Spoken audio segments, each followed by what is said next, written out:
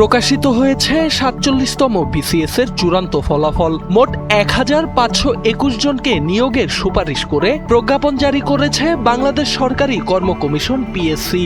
এবারের বিসিএস এ আবেদন করেছিলেন ৩,৭৪,৭৪৭ জন চাকরি প্রার্থী। তাদের মধ্যে সুপারিশপ্রাপ্ত হয়েছেন মাত্র ১,৫২১ জন, অর্থাৎ প্রতি হাজারে সফল হয়েছেন মাত্র ৪ জন, যা মোট আবেদনকারীর মাত্র 0.41%।